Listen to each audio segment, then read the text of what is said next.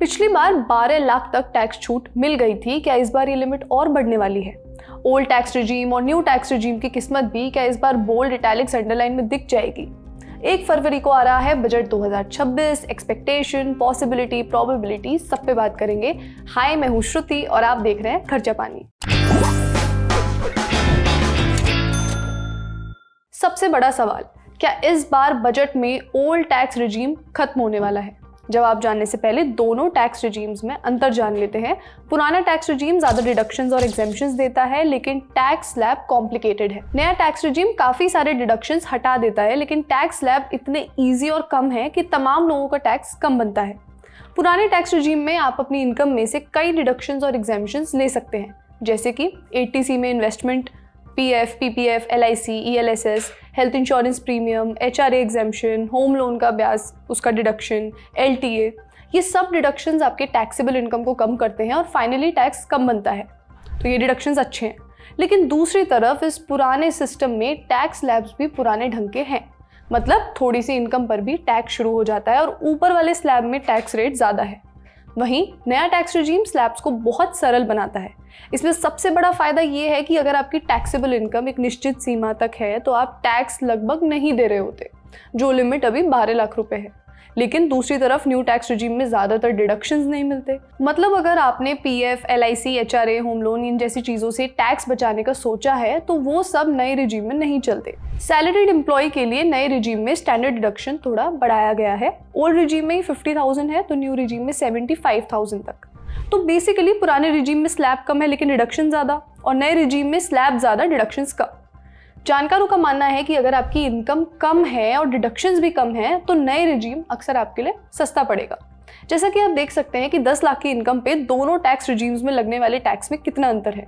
New regime में तो कोई टैक्स ही नहीं बनता। टाइम्स ऑफ इंडिया की रिपोर्ट के हिसाब से बजट 2026 से पहले एक बड़ी चर्चा ये है कि क्या सरकार पुराने टैक्स रिजीम को धीरे धीरे खत्म करने की तैयारी में है।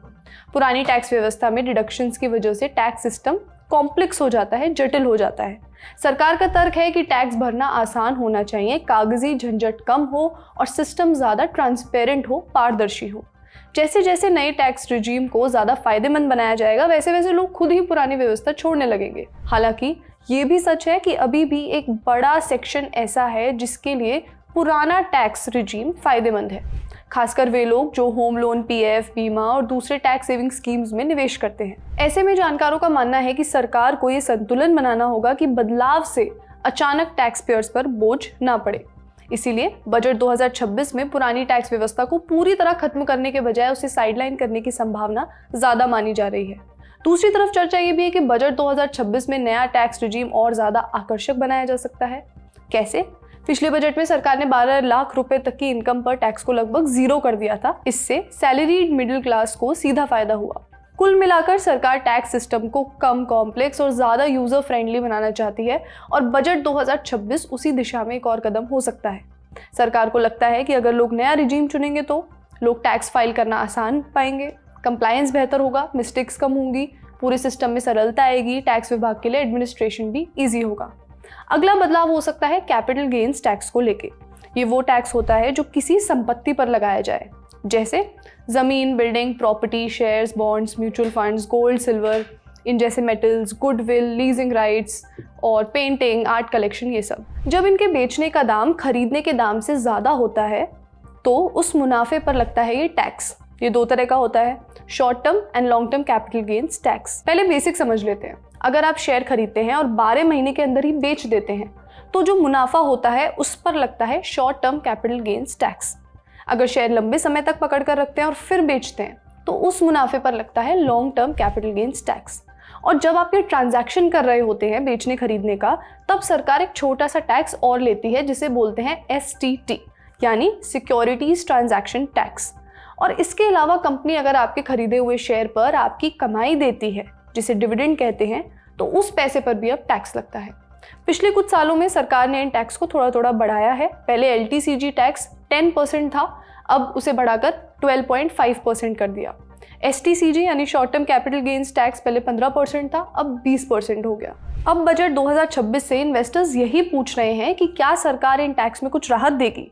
सबसे ज़्यादा चर्चा LTCG टैक्स को लेकर है। निवेशक चाहते हैं कि जो लोग लंबे समय के लिए शेयर बाजार में पैसा लगाते हैं उन्हें थोड़ी छूट मिले, क्योंकि लॉन्ग टर्म इन्वेस्टमेंट से ही मार्केट स्थिर रहता है। STCG टैक्स को लेकर भी यही मांग है कि 20% बहुत ज़्यादा है, खासकर छोटे इन्वेस्टर्स के लिए। लेकिन एक्सपर्ट्स मानते हैं कि सरकार शायद इसे कम ना करे, क्योंकि इससे टैक्स कलेक्शन पर असर पड़ेगा।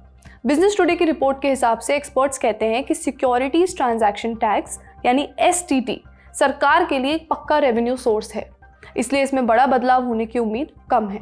डिविडेंड टैक्स भी लोगों को खटक रहा है। पहले कंपनियां टैक्स देती थी और इन्वेस्टर्स को पैसा सीधा मिलता था। अब डिविडेंड आपकी इनकम में जुड़ जाता है और आप अपनी स्लैब के हिसाब से उस पर टैक्स देते हैं।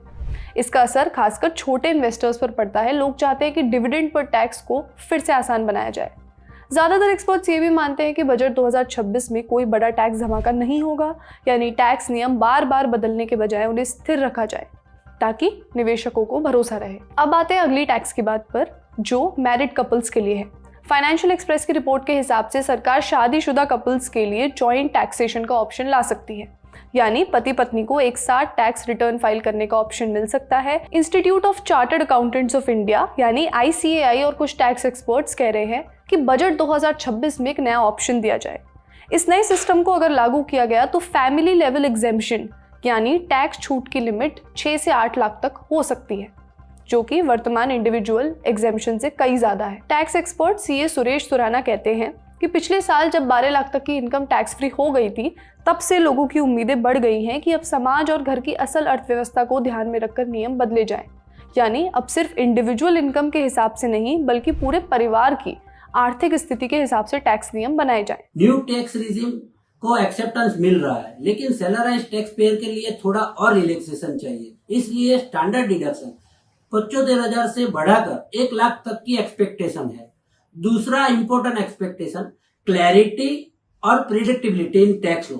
बार बार अमेंडमेंट और अननेसेसरी लिटिगेशन से टैक्स पेयर का कॉन्फिडेंस इंपैक्ट होता है, इसलिए कैपिटल गेन, TDS प्रोविजन और असेसमेंट प्रोसीजर को सिंप्लीफाई करना चाहिए। थर्ड एक्सपेक्टेशन, टेक्नोलॉजी इंप्रूव तो हुई है, लेकिन ground level execution specially small business और सीनियर सिटीजन के लिए और बेटर होना चाहिए। अब आते हैं अगली खबर पर। 2026 के बजट में सरकार रेयर अर्थ मेटल्स को लेकर भी कुछ प्रोविजंस ला सकती है। रेयर अर्थ मेटल्स क्या होते हैं? वो खास मेटल्स जिनका इस्तेमाल आज की हाईटेक दुनिया में जरूरी हो गया है, जैसे इलेक्ट्रिक व्हीकल के motor, wind turbine, semiconductor, defence equipment और स्मार्टफोन।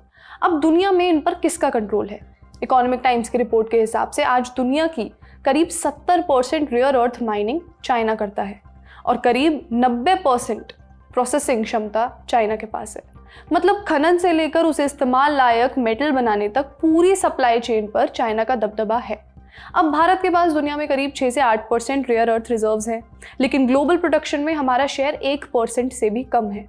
हम ज़्यादातर कच्चा माल या कॉन्सेंट्रेट बेचते हैं और तैयार प्रोडक्ट चाइना से खरीदते हैं। हाल ही में जब चाइना ने कुछ रेयर अर्थ एलिमेंट्स के एक्सपोर्ट्स पर रोक लगाई तो भारत की ऑटोमोबाइल और इलेक्ट्रिक व्हीकल इंडस्ट्री में हलचल मच गई थी। चाइना ने बाद में कुछ सिविलियन सप्लाई खोली, लेकिन स्ट्रैटेजिक मटेरियल पर कंट्रोल अपने पास ही रखा। इसीलिए बजट 2026 में इस पर भी कोई पॉलिसी सामने आए तो हैरानी नहीं होगी, क्योंकि ये सिर्फ एक इकोनॉमिक मुद्दा नहीं है बल्कि नेशनल सिक्योरिटी का भी इशू है। इकोनॉमिक टाइम्स के हिसाब से इंडस्ट्री की सरकार से कुछ और भी एक्सपेक्टेशंस हैं। सबसे पहले सरकार को प्राइवेट इन्वेस्टमेंट लाना होगा। इसके लिए long term funding, tax incentives और ऐसे कॉन्ट्रैक्ट देने होंगे जिनसे कंपनियों को भरोसा मिले कि अगर वो पैसा लगाएंगी तो उनका माल खरीदा जाएगा। दूसरा ये कि सिर्फ माइनिंग ही नहीं बल्कि प्रोसेसिंग और मैन्युफैक्चरिंग को भी भारत में खड़ा करना होगा। जब एक मेटल को यहीं प्रोसेस नहीं किया जाएगा तब तक हम चाइना पर डिपेंडेंट रहेंगे। तीसरी मांग ये है कि एटॉमिक एनर्जी एक्ट जैसे नियमों में ढील दी जाए ताकि प्राइवेट सेक्टर को ज़्यादा आज़ादी मिले, ऑटोनॉमी मिले। इसके अलावा जो मैग्नेट PLI स्कीम पहले से चल रही है उसे सिर्फ मैग्नेट तक लिमिटेड ना रखा जाए, ऑक्साइड और मेटल प्रोसेसिंग तक फैलाने की ज़रूरत है। ये सब क्यों ज़रूरी है? क्योंकि रेयर अर्थ सिर्फ इलेक्ट्रिक कार तक सीमित नहीं है, ये डिफेंस, रिन्यूएबल एनर्जी और एडवांस्ड इलेक्ट्रॉनिक्स की रीढ़ है। अगर भारत चाइना पर निर्भर रहा तो हर बार चाइना की पॉलिटिकल या एक्सपोर्ट पॉलिसी बदलने पर हमारी इंडस्ट्री हिल जाएगी। ये थे आज के बजट एक्सपेक्टेशंस। आपका क्या कहना है? टैक्सेशन में और कौन से बदलाव की गुंजाइश है? आप बजट 2026 से क्या एक्सपेक्ट करते हैं? हमें कमेंट्स में बताएं। आज का खर्चा पानी यहीं तक। अपना ख्याल रखिए और देखते रहिए द ललित टॉप। शुक्रिया।